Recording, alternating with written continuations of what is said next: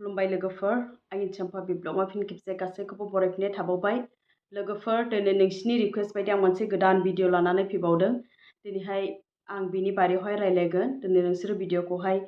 जोबजासे नायदो माने आं दिनै ओरैबायदि बे टपिकखौ रायलायगोन लोगोफोर दिनै एबर्शन एबा वास खालामखांनायनि उनावहाय जोङो मा खालामनांगौ जोङो बेसे गोबावनि उनावहाय जोङो हौवा आरो हिन्जाव रिलेशनशिपआवहाय थाफिननो हायो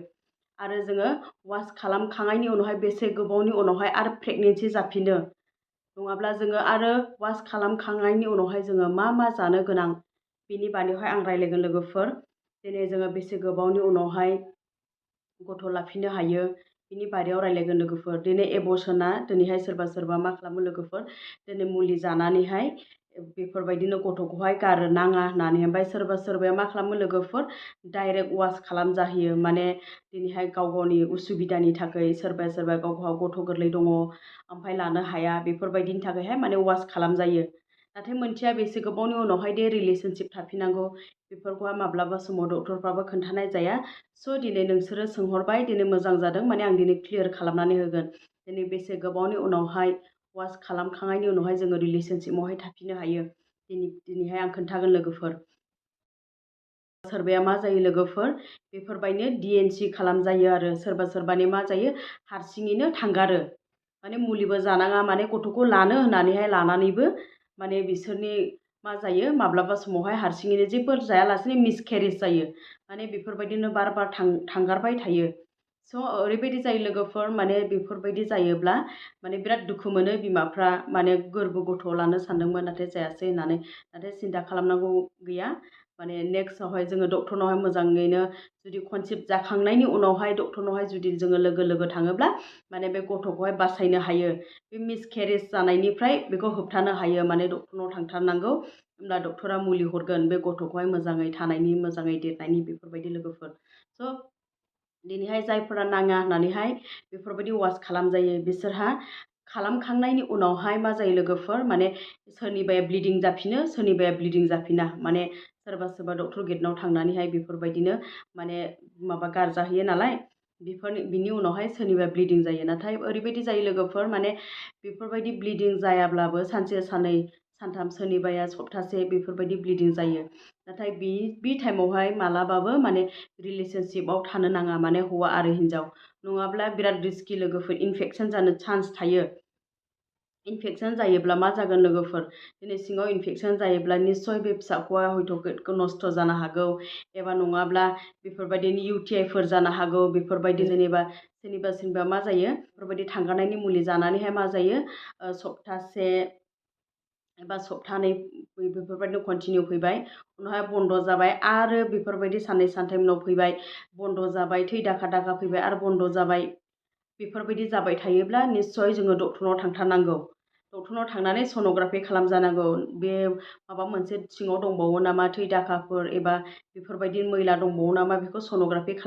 जानांगौ लोगोफोर जोङो बेफोरबायदि जायोब्लाबो माने जोङो रिलेशनशिपआव थानो नाङा जोङो बेफोरबायदि मेन्स जोबखांनानैहायबो जोङो सप्तानै एबा सप्ताथाम रेस्ट लानांगौ होमब्लासो माने देहाया जेब्ला समावहाय बेफोरबायदि ब्लिडिं जानानैहाय फिट जायो होमब्लासो जोङो रिलेशनशिपआव थानो नांगौ माने बांसिनानो मा जायो जायफ्रानाखि बिदिनो मुलि जायो डाइरेक्टलि माने गथ' थांगारनायनि बिसिनाव बांसिन ब्लिडिं जायो माने बिसिबां ब्लिडिं जागोन गथ'आ क्लियार जागोन ना जाया थांगारनाया बेखौहाय 100% माने बुंनो हाया जायो माब्लाबा समावहाय सोरनिबाया माब्लाबा समावहाय बेफोरबायदिनो जानाय लोगो ब्लिडिं जानानै माने खेबसेनो क्लियार जायो ओमफ्राय सोरनिबाया जाया ओमफ्राय बिदि समाव मा खालामनांगौ लोगोफोर डक्टरनाव थांनानैहाय माने खेबसे बेफोरबायदिनो वास खालामफिननांगौ डक्टरा खोन्थाखागोन माने थांनानै डक्टरनावहाय सन'ग्राफि खालामजाहैनांगौ आरो लोगोफोर जायफ्रानाखि वास खालामखांनायनि उनावहाय गथ' लानो गैथ'वा लोगोफोर बेफोरबो बिराद हुसियार जानांगौ दिनै वास खालामखांनायनि उनावनो दिनैहाय जेब्ला समाव हौवा हिन्जाव सोमोन्दो लाखिफिनो सप्तासे एबा सप्तानैनि उनावहाय ब्लिडिं जाखांनायनि उनावहाय होमब्ला आरोबाव कनसेप्ट जानो चान्स थाबावो सोरनिबा सोरनिबा बेफोरबायदिनो आरो नेक्स्ट मान्थावनो प्रेगनेन्सि जाफिनो बेफोरबायदि जायो। बिनि थाखायनो माने जुदि गथ' लाथ'वाब्ला माने बे एबर्सन खालामखांबायब्ला गथ'खौ गारखांबायब्ला माने सेफटि गाव गावनो साबधान थानाया मोजां। जेरैहाय नोङो बायदि बायदि बाहायनो हायो, कन्डम बाहायनो हायो, माला डि माला एन बेफोरखौ बाहायनो हायो, एबा इजि पिल्सफोरखौ बाहायनो हायो लोगोफोर, नङाबा कपारटिफोरखौहाय लानो हायो आरो, नङाब्ला आरो प्रेगनेन्सि जाफिनगोन। आरो जाय बिमाफ्रा इदिनो मिसकेरेज जाबाय थादों, हारसिङैनो ब्लिडिं जानानैहाय थांगारबाय थादों, गथ' लाफिनो सानदों, बेफोरो मा खालामनो हायो लोगोफोर, माने बेफोरो माने जुदि दुरबल मोनदोंब्ला, थैया खमब्ला माने नेथ'नानै मास मोननै एबा मास मोनथामनि उनावहायनो गथ'खौहाय आरो लाफिननो हागोन लोगोफोर। माने लोगो लोगो लायोब्ला माने गाव गावनि देहाया दुरबल जासिनो। बेनिखायनो माने एसे गेप थायोब्ला मोजां आरो साननो गोनां। ओमफ्राय नेक्स्ट प्रेगनेन्सिखौहाय माने माखासे भिटामिनफोरखौ आयरन, केलसियाम, फलिक एसिड बेफोरखौ जानानै जेब्ला थै एसे जायो होमब्ला नेक्स्ट प्रेगनेन्सि प्लान खालामफिननो हायो लोगोफोर, जेबो नङा। नोंसोरो सोंहरबाय, मोजाङानो जादों लोगोफोर। माने रिलेसनशिपआवहाय बिदि साइन्टिफिकेलि गैया दि नोंसोरो बेफोरबायदि रिलेसनशिप खालामथारनाङा एबा हौवा हिन्जाव बेफोरबायदि मोदोमनि सोमोन्दो लाखिनाङा, बेफोरबायदि नङा। नाथाय गाव गावनि सेफटिनि थाखाय आं बुंदों लोगोफोर, दिनै डक्टरफ्राबो बेफोरबायदिनो एडभाइस होखायो। बेफोरबायदि गथ' वास खालामखांनायनि उनावहाय, ब्लिडिं जोबनायनि उनावहाय बेफोरबायदिनो सप्तानै एबा सप्ताथामनि उनावसो माने हौवा हिन्जाव रिलेसनशिपआव थायोब्ला मोजां। मानो होनोब्ला बेहाय सोरनिबा सोरनिबा बेफोरबायदि सेक्सुवेलि ट्रान्समिटेड डिजिज दङब्लाबो माने माब्लाबा समावहाय मानो बेहाय सन्देरलायो आरो लोगोफोर। आरो जाय हिन्जावफ्रा दिनैहाय बेफोरबायदि गथ' थांजाखांनायनि उनाव एबा वास खालामखांनायनि उनावहाय बिराद टेनसन जायो, माने बिराद सोरबा सोरबाया दुखु मोनो, बेफोरबायदि जायो लोगोफोर। स' जोङो माने गोसोखौ इमसनेलफ्रा जेब्ला थिग जायो, साननाय हनायफ्रा जेब्ला थिग जायो, देहाफ्रा मोजां जायो, होमब्लासो जोङो माने रिलेसनशिपआव थाफिनोब्ला मोजां जायो लोगोफोर। स' ओमफ्राय सोरबा सोरबाया मा जायो लोगोफोर, दिनैहाय डाइट जानायफ्राखौ मा जानांगौ मा जानाङा एबर्सन जाखांनानै बेफोरबायदि जायो। स' जि बुस्थुआ थै गोनां बुस्थु बेखौ जानो नांगौ। मानो होनोब्ला बे वास खालामखांनायनि उनाव एबा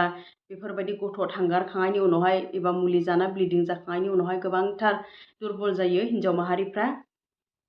आयरन टेब्लेट नङाब्ला आयरन रिच डाइट,